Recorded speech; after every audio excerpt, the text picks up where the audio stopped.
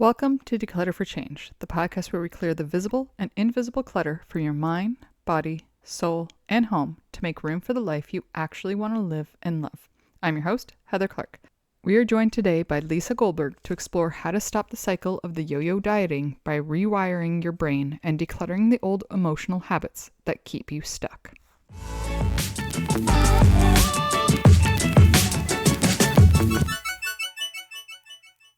Hello, Lisa. How are you doing today? I am doing fabulous, Heather. How about yourself? I'm doing fantastic. The sun is actually shining today. We're having a little bit cooler weather today, but that's okay. I can handle that up in Canada.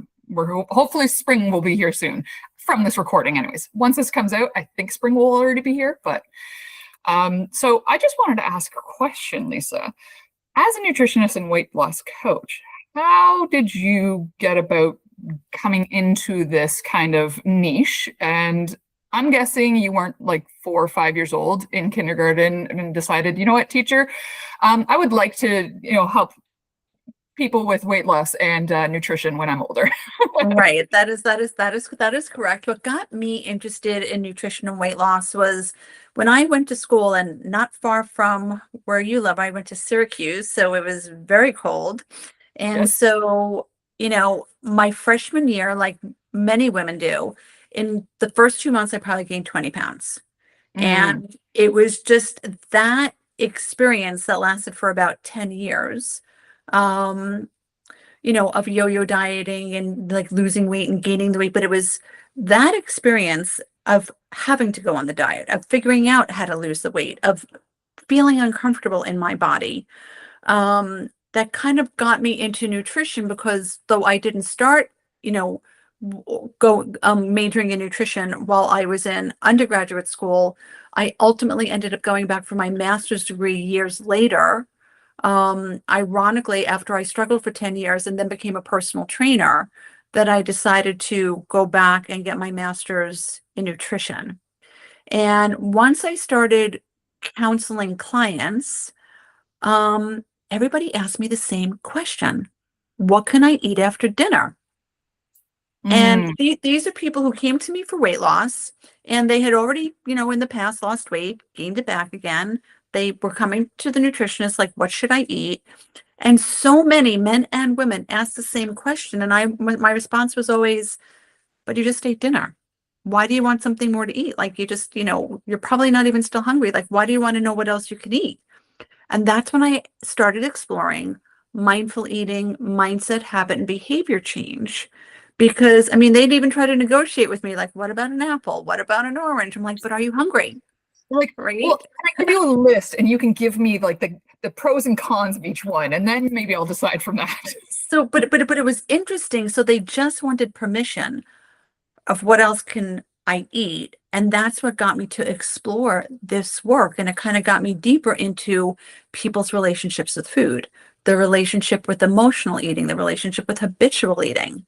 And so I realized that losing weight has so much less to do with knowing or not knowing what to eat, Hmm. and so much more to do with the way people's brains are wired for the behavior, and their relationship with food.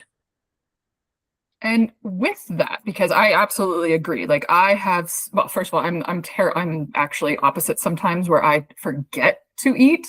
So Mhm. those like after dinner snacks are only to make up for the first, snack or lunch that I forgot the time before. But for a lot of the women that you're experiencing with, do they have a particular thing happening in their life that causes them that extra wanting to eat more and wanting to, hang on to the food itself? Yeah, so most women had an experience when they were younger. A lot of this relationship Mm. with food starts in childhood. The women who tend to work with me, and not, I mean, I've worked with teenagers and 12-year-olds, but the majority of women who work with me are between like 50 and 75. So they've been struggling for decades. And I've heard I started a diet. My mother took me to Weight Watchers when I was 8, or my mother took me to the diet doctor when I was 12. So there's so much wrapped up into this. And so either it's often, there was a parent that struggled with their weight and the child saw that, or they listened to what the mother said. I'm so fat, right? I have to stop Hmm. eating. Or in their house, it's things that we learn. Clean your plate, or you can't have dessert. Clean your plate, or you can't leave the table. Clean your plate because there's children starving in another country. So therefore Yep. you should. So we're taught to overfeed ourselves, right? And then for those that have dessert, the reward is dessert. Clean your plate. So eat past where you're actually, to fullness, like, or too much fullness, and then you get the reward of dessert. So here's all these messages around food. And so when that something happens, it's old, right? So we're Gotcha. kind of like Pavlov's dogs. Like, you have a fight with somebody, or you have a bad day, or you get bad news.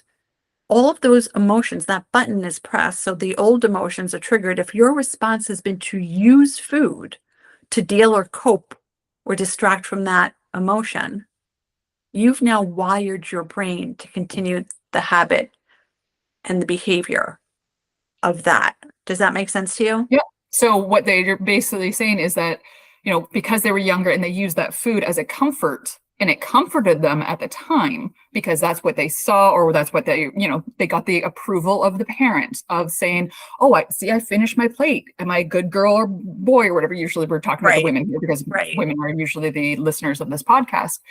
And when they're older, it's, okay, it's a choice. You can make the choice to finish the plate or not, but when you do, because you're subconsciously, you always go back to what already yes. your muscle memory, your memory of your subconscious is always going back to that because that became the habit back then. So it's really hard unless you're conscious about what you're doing. You're going to go right back to what you did. Right, right. And it's so frustrating for so many women because they know better. Like, they Hmm. know, if I had $1 for every person who ever said to me, I know what I should be doing, am I either just not doing it or I just can't do it? Yep. And so it's not that people don't intellectually know. And as far as what you should and shouldn't eat, I mean, all you need to do is like hit, Google, and now it's like ChatGPT, right? So to Yeah, find out exactly. what you should and shouldn't be eating, but it doesn't change the wiring, the programming of your old brain and your relationship with food, which is why so many women find it hard. And also, if they listen closely, they're hearing things in their head like, you can't tell me what to do. I'm going to eat it anyway, but I want it.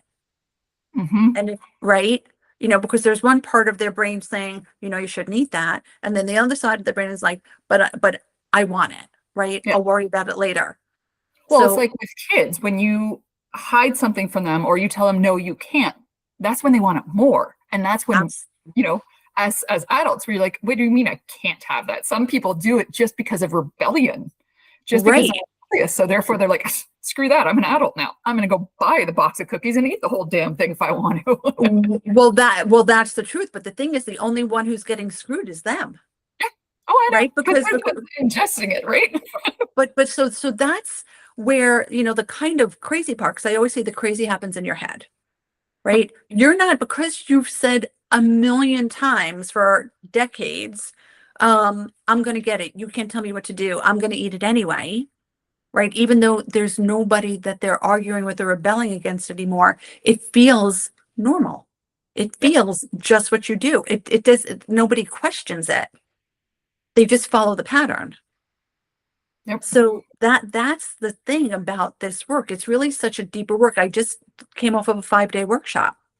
And inside of the workshop, one of the women was saying, and she took one of my other workshops and she said she implemented stuff and she lost some weight, but then she hit a hiccup, like, no surprise, right? Yep. Because this is just like layers of stuff. And, she kept saying, well, you talk about strategy, like, what's the strategy?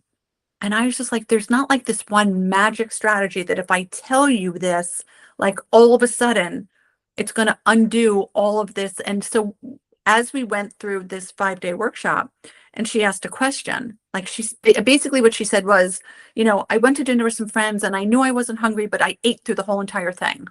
Like, I knew I wasn't hungry and I didn't want to eat, but I did it anyway. which I Hmm. think so many women could relate to. And as I started to ask her questions and we started to peel back, like, well, what were you thinking? What were you feeling? How were you feeling before you actually went to this thing? What were you saying inside your head? How did you feel when you were actually there? Might you have felt X, Y, and Z? And as she started to reflect back, she was noticing, well, I was feeling like I didn't even really want to go. Right. I'm like, oh, so now, Mm. now you were actually like a little annoyed or irritated before you even walked in the door. So we started to strip away and peel back the stuff. And the next day of the workshop, she came in and she goes, I noticed, like, I think I've thought about my childhood, and my parents were like, children should be seen and not heard. So I just was really uncomfortable in social situations. And Mm. so she started to understand what was happening for her in that moment. And she's like, now I get what this work is. Because it's more than just me giving you a strategy. And I was like, I promise if there was just the one strategy, I would tell you. If there was just one strategy, like food, nutrition, the weights, et cetera, the fitness industry would Right. not be the billion trillion dollar probably now at this point Right. company it is, like industry it is. And I think the other thing too is you got to understand a strategy that works for one person doesn't work exactly the same way for the other person, because we all, as you said, because we, have things from our past, everyone has a different past. Right. Right. So And each strategy, it's like it pertains to each situation in your life. Like I had clients that just went on vacation with a couple of other couples and they were telling me, they like to eat and party and stuff like that. I'm like, well, here's what you're going to do. Here's what we're going to strategize about. So when this happens, you do this. If they say that, you say this. So this way they have this comfort level of having tools, right? Because when you're in your home and you're getting coaching or, trying to change your lifestyle, it's easy when you're in your contained routine, but now you have to go live your life. yeah. And you still want to have fun. You don't want to be so stingent on I cannot do this, I cannot do that, because then Correct. technically a lot of the time it goes, but I want to. But no, no, Right. no, you can't because I'm too strict and too this, whatever. Because I've noticed, especially like I'll just even bring my kids into this and myself. So it's the three of us in this house, and I keep snacks in the house. And 9 times out of 10, they stay there because I find that when I keep them in the house, as opposed to remove them and that's all they want, then it becomes well, I want more, I want more, I want more. And they have the desire for it. Where if it's there, it's like, okay, I could if I want it, but Right. I don't really want it. And a lot of the snacks that I do have are fruits and vegetables and whatever, but there are some that are sugary. I'm gonna like sugary and chips. But again, I found that when we didn't have them, they were more likely to want them. Mm-hmm. And I find that with like a lot of adults too, like the more that it's around and the more like you can actually build. I think it's almost like, do you think it's almost more like because we have it, we've built a habit to go, I could have it, but I'm choosing not to. Like it's that um Well, pull. here's what I truly do think. I mean, it is when it's not, when it feels like the forbidden fruit, we want it more. Yeah, Right. And then that's where the I'm not supposed to comes into play.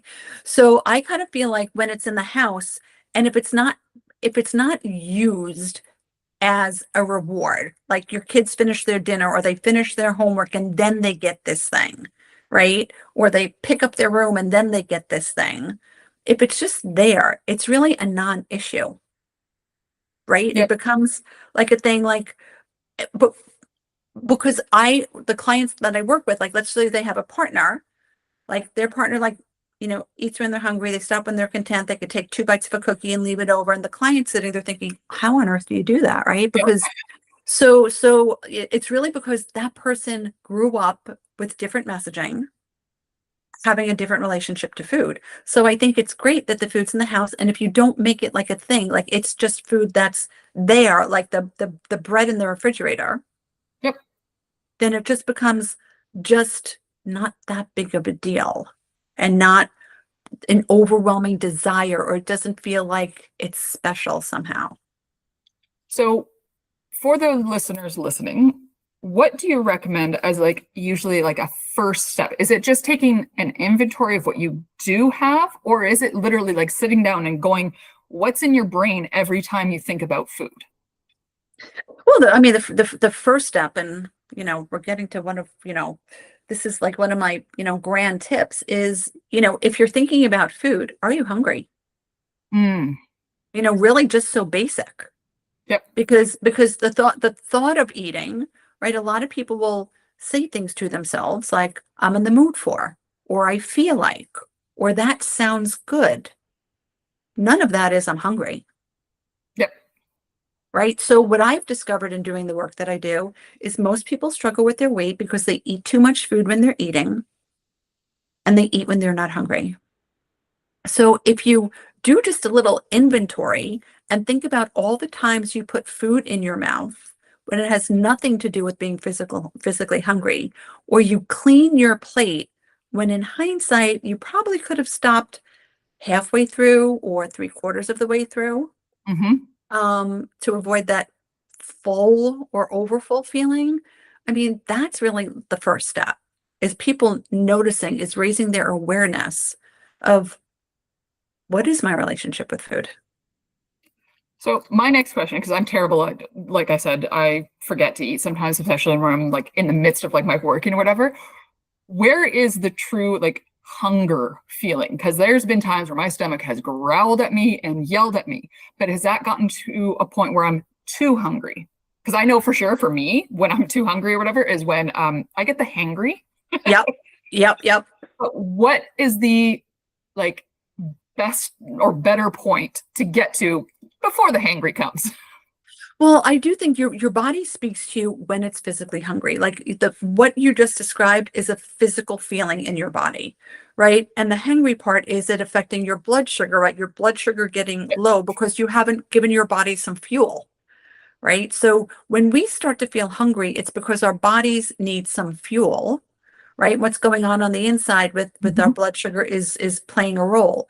So I never recommend getting to the point where you're hangry because nothing good happens. We eat too much, we eat too Anyone fast, around you either. right, exactly. We just make the wrong choices because we're so hungry. It feels like, and I felt this way too at times, there's just not enough food to make this feeling go away, right? So we tend to overeat. For me, I get to a point where I'm so hangry that it's like nothing looks good to eat, but I know I'm just going to grab whatever just because I know I'm already hungry. And I'm like, and I know with when I get to the hangry part, A, first of all, it's not good for anybody around me, but also B, it starts to give me headaches too. And that's the part where I'm like, okay, now I've waited way too long. So like the point of like our stomachs growling, is that a good indication that okay, you're hungry, your food, it's a good time to eat. Yes, I mean, even the growling. I mean, we just feel it. I mean, I'm hungry. Being hungry is more of a declaration. I'm hungry. Mhm. We're usually never like, let me think about this. Am I hungry? Maybe I am. Maybe I'm not. I mean, it's more because it's a physical feeling that we feel in our bodies. So when you feel hungry, it's your body asking for fuel. So definitely don't wait until you're starving because I feel like there's a little bit of a tap, right? We kind of feel like, oh, I think I'm hungry, Yep. right? And then it's like, I'm hungry. There's the declaration, I'm hungry. But if you delay, like if you're wanting to finish this one task, if you keep delaying it, you're going to get to what I refer to as a one, which is what you just described, Hmm. right? The super hungry, hangry. And it's almost like all bets are off because you don't care what you eat. You don't tend to make good, healthy choices because you just want to get rid of that feeling. So a lot of people aren't even acquainted with their hunger signals, oftentimes because they're eating or grazing all throughout the day. So many people need to be reacquainted with what hunger feels like For and them as opposed to for what them. people, yeah. Hmm. Because I find a lot of the times too, we're because of society, because of, the way that the food industry goes is, you're supposed to have breakfast, then lunch, then dinner, then snacks in between, then that, then this and that. And it's like, that's a lot of food. Like for me, I'm like, that's just a lot of prepping. That's a lot of food to cook. That's a lot. I'm like, I don't want to do that. So the other thing is too, is I find that, the breakfast thing, there are times where my kids are like, yeah, no, I'm not hungry. I'm like, all right, cool. No problem. Like, I'm not going to force you to eat something because, we're told that breakfast is the most important meal of the day. And do you have that same feeling towards like breakfast versus, okay, wait till you feel that hunger instead. I do say wait till I do think breakfast is important, and but I do say wait until you're hungry. But then it depends on if you're getting to like later in the day, right? So a lot of it depends upon what time you wake up. So a lot of Okay. people wake up somewhere between 6 and 8 o'clock, let's just say. Yep. And typically, if somebody says, I'm not hungry till 10 or I'm not a little hungry, fine, eat at 10 o'clock. But that just dictates the time you first start eating, dictates when you need to have the rest of your meals, because it takes about 4 to 6 hours for our body to digest a meal, depending upon what you ate and your metabolic rate. Mhm. So if you eat at 10, realistically, by like 1:30, 2 o'clock, you could start feeling that hunger. Right. And then if you're somebody that like 4 hours later by 6:30 around dinner time, if you eat dinner. So really depending upon the time, the length of your day and what time you have that first meal, you might only need 3 meals a day. Right. But if you first eat breakfast at 7 o'clock in the morning and dinner is not until 6:30, 7 o'clock at night, you could be somebody that needs that 3 meals and 1 or 2 snacks. Gotcha. So, Okay. right. So it really depends on each day, but I typically tell people don't wait until like 12, 1 o'clock to first put your first bite of food in your mouth, because what eating breakfast does when we eat, digestion starts in our mouth as soon Hmm. as our The glands and saliva. everything get Yeah. activated. Exactly. And then when we're digesting and we're metabolizing, it kicks up your metabolism, right? So it's kind of like putting a little coal on the fire and now the flame starts to go. If you eat a big meal at 1 o'clock and you haven't eaten since the night before, you're putting all of these calories on a slow burning Gotcha. furnace, Yep. right? So even if you have something, right? Let's just use, because I'm a big believer of protein and carbohydrates. Even if you have, you know, an apple and a hard-boiled egg, I right? love Or hard-boiled eggs. okay. There's a great source of protein. There's your complex carbohydrate, and it's not a huge meal, right? But the combination will keep you sated for a long period of time and give you a slow insulin rise because of the combination of the two foods. Gotcha. Okay. So then with the women, again, we're using women, sorry, men, because our bodies definitely are different. With women, as we go through a month and we cycle naturally and stuff like that, do you also see that there's a change in the way that they eat as well? Because I know I've noticed it with myself. That's why I'm asking, because Uh-huh. there's certain times where I feel like I really don't want to eat when I'm actually on my cycle versus when I'm getting close to it, I'm like, give me all of the sweets, give me something that like, whatever. So like, have you noticed that with a lot of your clients too? I know you were saying you were older, so maybe going through perimenopause and stuff, but still there's a cycle there too. Yeah, but it's true. It's like when you're coming on to your cycle, your hormones are in flux, and those first 2 weeks beforehand, right? You realistically could feel additional hunger, right? Mm. I Hmm. mean, I used to. I don't anymore, but I definitely because I'm kind of past that stage. But Yep. I remember thinking, until I kind of made the connection, because at least, I don't remember being like, on podcasts like, I don't know, 20 years ago or Yep. 15 years ago, like listening to people talk about this and just being like, oh, that's why I'm so hungry, especially even when I was in my 20s and 30s, like that's why I'm like famished, you know, I didn't make the connection. It took a little while. Eventually I got it, but better late than never. But so yes, realistically, because our hormones are in flux, right? I forgot which one is surging, progesterone, maybe, and then it's the estrogen when we're in our cycle. I could be wrong, so don't quote me. Yep. Um, but yes, it is definitely realistic that you could feel more hungry than usual right beforehand.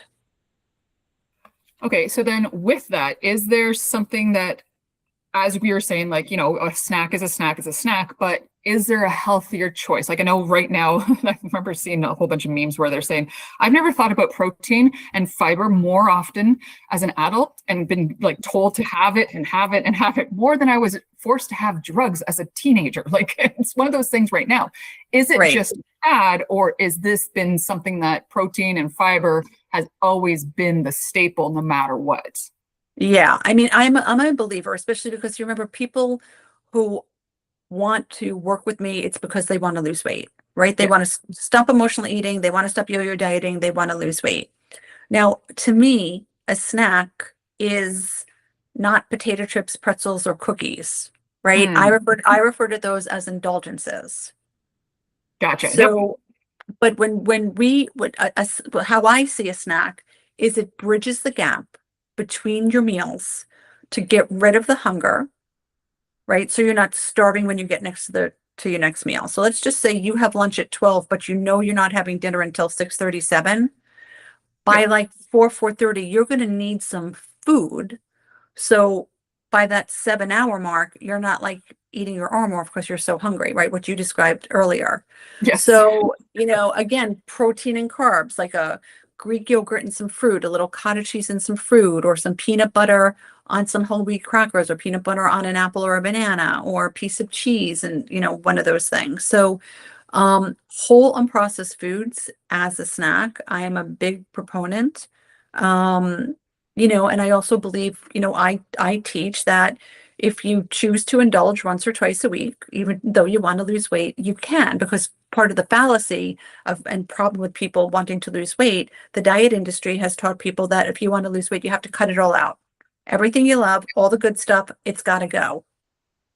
Well, and And that then goes when back people, to what we were just talking about earlier. If it's, you want it and it's not there, you want it even more. So when you right. cut it out and you cut it out, it's like, oh, but I want that more. Like I want that big, huge, chocolate bar now, as opposed to if it was already here and I gave myself the permission to have just a little bit of it. What's so interesting? I bet there's so many women who are listening to this right now who have said inside their heads, once like got on the scale and they lost a few pounds or they hit their goal, inside their head they thought, oh, now I get to go eat whatever it is, the cheeseburger, the slice of cake, my ice cream. So they're rewarding themselves for the weight loss, for hitting their goal, with now being able to go eat that food. Which And totally counteracts what they just did. exactly. And then, however many weeks or months later, they're saying, I don't understand. Why did this weight come back? How did this happen? How did I do this? Yep. Because again, the thing is you can reward yourself, but don't reward yourself with that food that the greasy food, the going out to the McDonald's, although I don't do McDonald's, but like anything like that, because it's like reward yourself with a pedicure, a manicure, your hair done, or whatever, something Sure. that doesn't connect, at least that's my thought, is that Right. doesn't connect your weight loss to the actual food, which is what you're trying to break the habit of. Yeah. I mean, I always say food's not a reward. It's not a reward and it's not a treat. So when people are in process with me of making these changes, because it's really about rewiring your brain, the words that you use matter. Yep. The words that you use matter. So my clients eventually over time stop saying, I had this as a treat. They're just like, I had this as my indulgence, right? They Yep. also know that they no longer reward themselves with food, and anything that you said, a new lipstick, a new shirt, a haircut, a mani, a pedi, something that will feel good for a lot longer period of time. Because Yes. when you reward yourself with food, all you get is guilt, regret, and remorse. Well, and the same with alcohol. I know a lot of people who will be like, oh, well, I ate so great. And then this weekend I'm going to go out with the girls and we're all drinking. It's like, you just did, like, alcohol has the same effect, if not worse, than anything you could Right. have eaten. Right. Which is why the biggest thing is really creating the mindset shifts Yeah. around all of this. It's really about shifting the way you think about what you do, why you're doing, and more importantly, what you're saying inside your head about it. And is it really true, real, and factual? Yep. And I think the biggest thing too is just knowing that if it's just you, let's say you're in a household of, your partner, your kids, or whatever, Mhm. and you're the only one, and I'm not saying everyone has to go on a diet. I'm saying everyone just has to be aware that you're trying to lose weight or that one person is, to just be kind and don't, bring in the 3 bags of chips or whatever, because it Right. does, showing that off in front of the person, that's also probably something that we don't really need, because then again we're going to go into those cravings and be like, oh, that smells really good, I really want that. So it's like, I know I've heard a lot of people that are saying like, I'm the one that wants to go on the diet, but my husband doesn't want to, he doesn't feel, that he needs to or anything like that. And I'm like, it's not that you're on the diet, it's that you're supporting the person who is. Right. Right. I mean, and also I I'd like to lead people away from having to go on a diet, because something you go Yes. on is something you go off. So it's really about finding a sustainable way of eating. And, I work with, women, and, it's part of the coaching is to how to ask their partner or spouse for support, what they want them to do. I remember working with a client, and, part of their nightly ritual was like, wine after dinner, or for other couples, it was like snacks and wine or cocktail before dinner. And when the client didn't want to do that because she realized how much it was leading to her, preventing her from losing weight and causing her to gain weight, it was like, how does she discuss this with her husband so he doesn't feel bad? Because a lot of times the partner will feel like, well, this isn't fun for me anymore. Yeah. Right. But that's his mindset. But also, so she feels supported how to ask. So this one client said, here's what we're going to do. If I want, instead of you asking me, I'll ask you. Right. So if I want a glass of wine, I'll ask you to pour me one. But if I'm not asking you to pour me one, just try to remember, don't ask me. It just made it easier for her to not say no. Yep. Does that make sense? Yep. So, it's just, but I also encourage women, take care of yourself.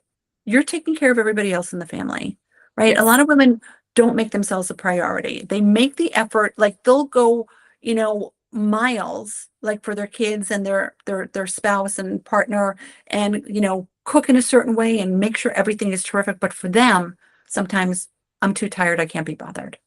Yeah. It's too much of an effort. Or it's like, well, it's just me, so I'm not going to do Right. it. Like how many Right. times I know that the girl dinner came out of like that, the whole thing of girl dinner was just single girls that didn't want to cook for just themselves, because cooking for one person is like, ugh, don't want to. So they just go, oh, what's in the fridge that I can just put on a plate type thing. Right. But then a lot of times, like if they end up struggling with their weight, that's one of the reasons why, because, it's just kind of like you're no less important whether you're with somebody, right? Mhm. So, and the truth is it doesn't take, I mean, in 15, 20 minutes, you can actually cook something healthy, maybe not even that long. And it doesn't have to be like a galloping gourmet meal, Yeah. right? It just has to be a combination of foods that you like the taste of.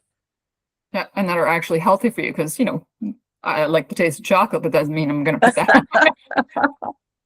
But Exactly. so now here's the other thing that I would like to know. It is snacking. Let's say there's somebody, because I know my son versus my daughter. My son was very much, even as a itty bitty child and stuff like that, and toddler, was more of a snacker, like a grazer almost. So he would graze. So from him, we got the plate full of things. That's what we call it. It's whether it's vegetables and fruits and cheese and this or whatever, and a little bit of crackers. And then my daughter, she was more, even when nursing, she was more of like the whole like shebang, and then I'm good for a few hours, and then the whole Uh-huh. shebang, and I'm good for a few hours. Is there a way to decide whether, like, to know for your own self, like which one is better for you, or is, like you said earlier, like you might be better off with the three big meals? How do you know that? Like, how can the listeners know, like, am I just snacking, like you said, just to snack, or is this better for me because it keeps my metabolism up? Well, you want to actually go back to the question, is this hunger? Am I hungry? Okay. Right? Sometimes the grazing becomes habitual, right? Mm, You're sitting down, you're reading your book, or you're doing your work or homework. You feel like I need to be eating something while I'm doing this. Or you've trained yourself to eat something while you're doing that. So to do that, like I think about like when everybody used to smoke in bars, right? yep. It's like you had the drink, you had to have the cigarette. Yep. And And it that's felt what weird. the people who smoke say anytime, like, it's that trigger is, if I had the drink, I also had the cigarette. And it's like, oh, weird. Well, to change that habit, you got to get out of that environment.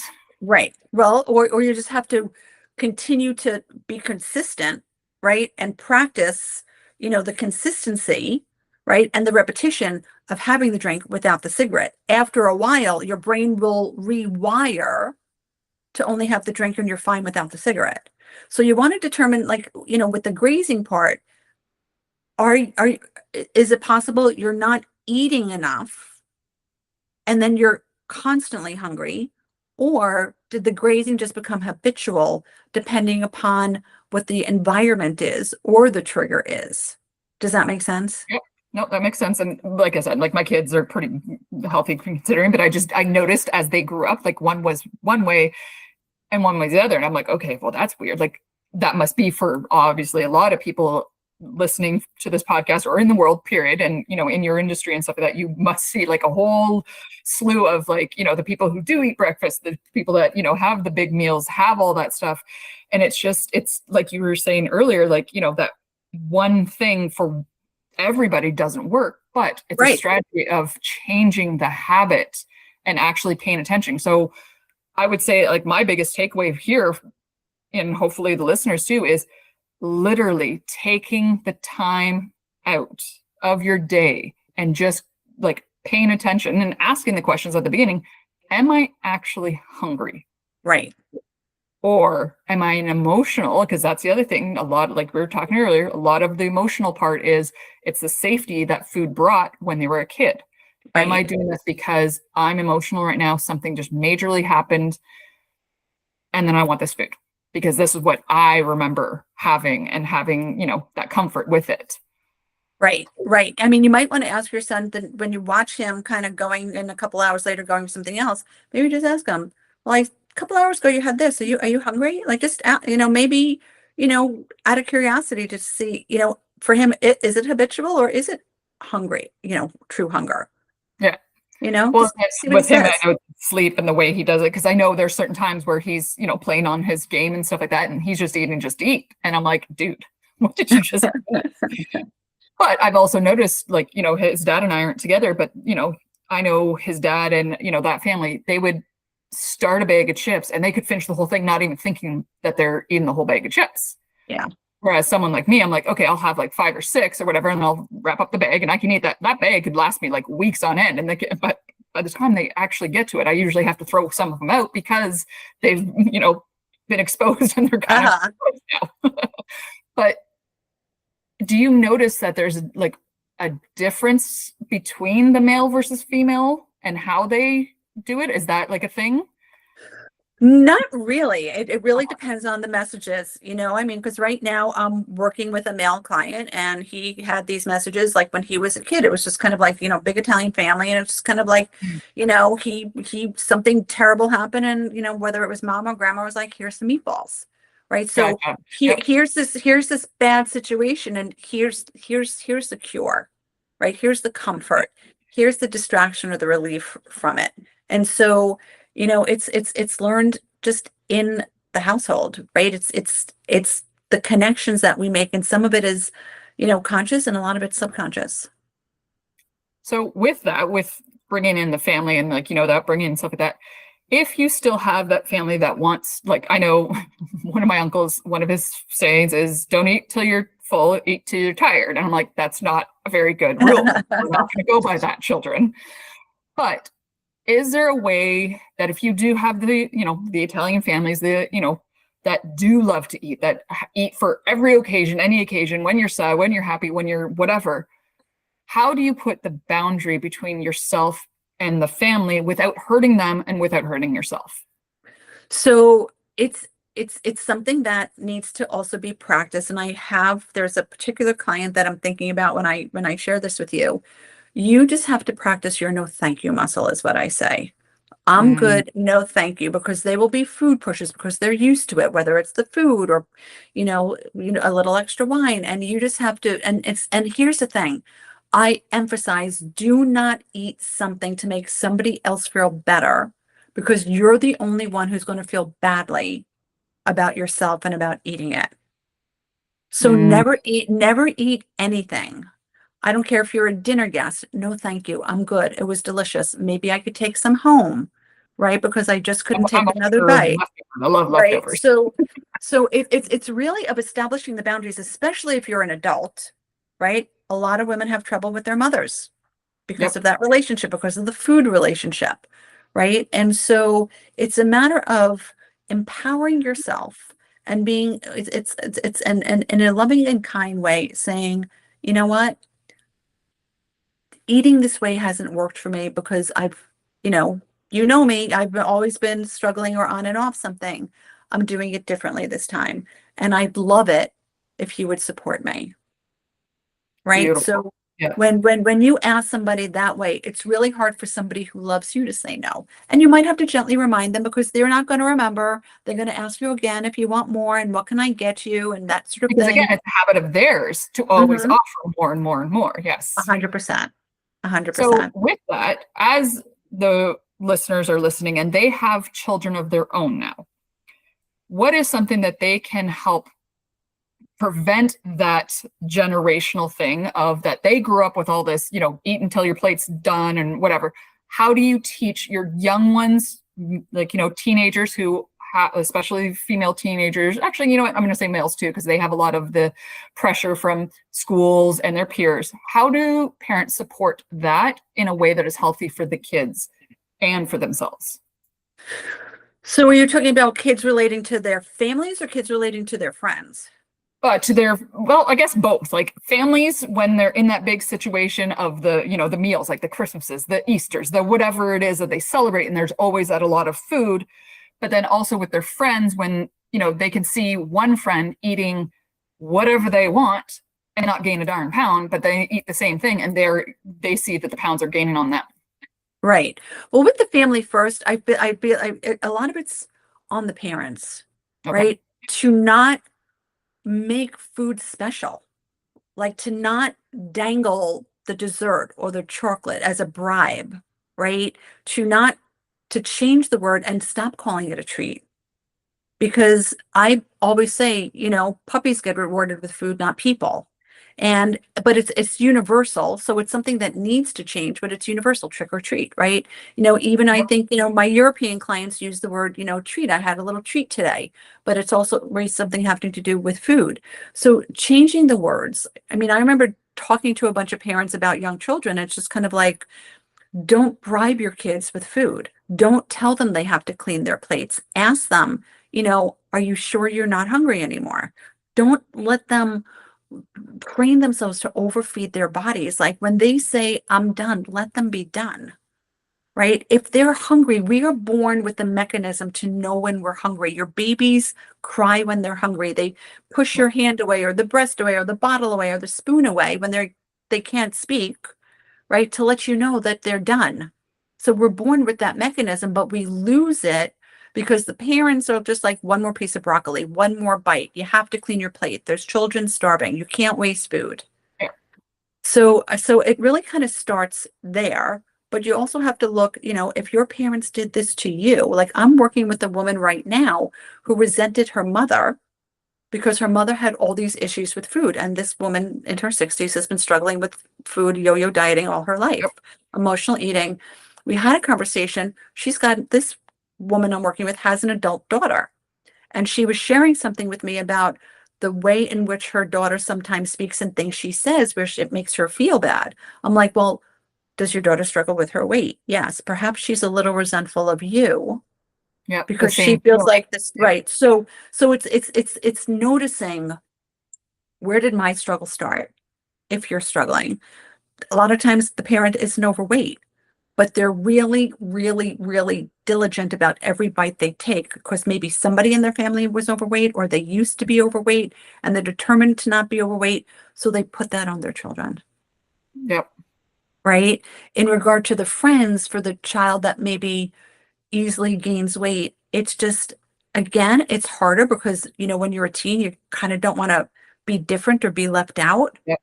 But, sometimes it's a matter of, maybe a little bit less, or perhaps you have to tell a little white lie and be like, oh, I really don't like that, right? Just to kind of take the pressure off. Because listen, as adults, if somebody says, I don't want to eat that, I'm not going to eat the cake. People will be pushers. Just one bite, just try it. It's Yep. homemade. Oh, it's You birthday have to cake. taste this, It's bad right? luck if you don't. I've heard that one. And I'm like, But but if somebody said, I'm allergic to the ingredients in there, you think yep. anybody would push them to eat that food? Right. Yes. That's mindset. That's a different way of thinking. So, for the teenager, it's maybe knowing she's going out with or he's going out with his friends. Think about how many days in a week do you go out with your friends? If you know on Friday nights is the night you get together with your friends, maybe be more mindful during the week and have that Friday night where you get to have a little bit of an indulgence so you can participate with your friends and not feel like you can't. So, but it's really just a matter of how you want to think about it and being willing to take care of you and not sacrifice yourself because you're afraid of what somebody else thinks, which Yeah, I know is because easier that said than also done. comes into the adulthood and then later on in life and around no matter what, whether you have office parties or, holiday parties, all that stuff, like that same mindset can come through. And if you, Right. allow your children to have say in what they do and do not want, no, I'm full and accept that as a full answer that Right. allows them to as their because that, again, no matter what it is, whether it's food, whether it's the clutter, whether it's anything, a lot of it has to do with how you were raised as a child. Right. Because that's when our habits are built. That's when we watch the people that we love and we're supposed to model, do whatever it is that is supposed to be acceptable. And so as we're adults, we're like, ooh, this adulting thing is kind of weird. So yeah, now I got to figure it out on my own. Right. Right. And talking about the clutter, there is a connection between clutter and weight gain. People who tend to Mm, carry extra weight tend to have cluttered homes or cluttered rooms because there's a level of avoidance that's happening. There's a level of procrastination that's happening. They're weighed down in their bodies and they're weighed down in their homes, right? yep. Because knowing all of this stuff is here, it weighs you down. You feel enclosed, right? Mhm. It feels heavy, as does your body feels heavy. So you're dragging around all this stuff. So it's very interconnected. Yep. I definitely, this is why the whole mind, body, soul, home is you cannot clear one without clearing the other. And you do not only clear one and not the other three in my, like, all four of them. So actually, speaking of that, what a great segue. um, for the podcast listeners, what is something for the mind and the body, the soul, and the home that they could do? A quick tip that they could take away from this if they take nothing else, which I guarantee they've got a whole bunch of notes right now, but if they Okay. take nothing else, what are the 4 tips that you can give them that they can take away for today? Okay. For the mind, the tip is paying attention to what you're thinking. Notice what you're saying inside your head, right? If you're eating something you wish you didn't, the clues are in there, Mm, right? So listen closely. In regard to the body tip, get in touch with your physical hunger. Ask, am I hungry? Am I thinking about going to the kitchen or the pantry or the fridge because I'm hungry? Or is there something else that's driving me there? For the soul tip, when you're about to dive into something that you know you're not hungry for or that you know isn't healthy, ask yourself, is this an act of love and kindness? Right? Am I mm, showing love to myself by making this choice? And then for the home, ask, what am I avoiding? Right? Because there's avoidance going on in the body, there's avoidance going on in whatever, whether it's the whole house or just a particular room that gets cluttered. And I mhm. always say, take 30 minutes twice a week and start working towards clearing that clutter. It is unbelievable how much lighter you will feel even if you don't lose a pound when you clear the clutter in your home. Yep. Because saw this meme this one point and I actually made it into a graphic myself is that the physical or the mental weight and the emotional weight is heavier than the physical weight. Yes. And when we see the clutter, when we continue to have those thoughts of, oh, I should be doing that. Oh, and you have the guilt and the shame and all that stuff, those weigh so much heavier than the physical weight of the items or of the actual weight that you're carrying. Right. Total. And for a lot of people who carry extra weight, there's pretending and denial that Mm-hmm. happens. And it's kind of like, I'm just going to shut the door to that room. Right. Yes, yes. I've And, had a and, lot and, of clients that they're like, ooh, you should not open the closet doors. I was like, right. yeah, you should probably open the closet door so we can get through that. Right. So there's the, pretending and denial. Just Yeah, it's behind door number one. that is beautiful. Okay, before we go, is there one last tip? Is there one last like absolute aha moment that you, as the many years you've been doing this, that you could give anyone listening today? Well, here's what I'd say. If you're somebody that struggles with emotional eating, if you've yo-yo dieted, for all or most of your life, I really want people to know you could stop doing that. You could be helped. You could change your mindset, because so many women, because they've yo-yoed for years, they don't have this self-belief that they could really lose weight and keep it off. And your Mm, brain believes what you tell it the most. So if you don't truly believe that you could be successful at this, regardless of, even if you haven't before, everybody knows how to lose the weight. Nobody knows how to maintain the weight that they've lost. yep. Right? So I really, if nothing else, believe that it's possible for you. Self-belief.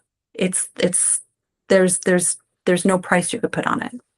Yep. And that goes for life, period. Like whether you have a business, life, losing the weight, etc. Belief in yourself is huge. Absolutely. Thank you so much, Lisa, for that. This has been, I can guarantee you we could probably talk for another like hour or two about this. However, I know that listeners have gotten so much out of this podcast episode. Thank you so much, Lisa, for joining us, and take care. Thank you for having me.